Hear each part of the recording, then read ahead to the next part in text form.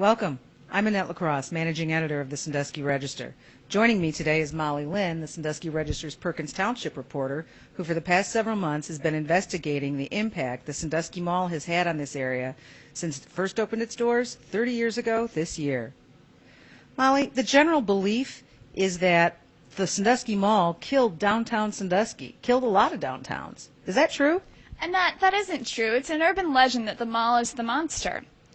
In reality, Perkins Township was growing. People had more expendable income, access to private transportation, and consumer trends demanded the mall. So the mall really isn't the monster here. The consumer is. Why did the developers choose to locate the mall along US 250? Our sources tell us that 250 wasn't their first choice, but it became a prime location for several reasons. The road was already 4 lanes, and the water lines were in place. Add that to nearby Norwalk and access to Ohio Route 2 and the Ohio Turnpike, and you had the perfect situation for both supply and demand. In years to come, Cedar Point became an added benefit.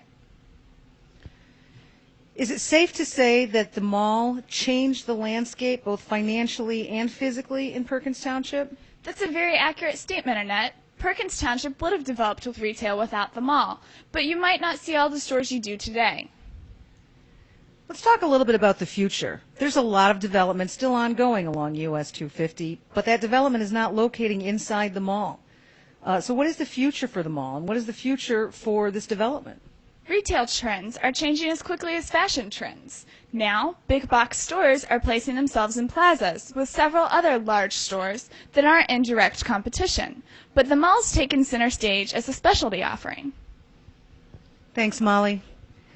For all the details of our fascinating and in-depth coverage about the mall and its effect on this area, pick up a copy of the Sandusky Register or log on to www.sanduskyregister.com beginning August 20th. Thanks for joining us.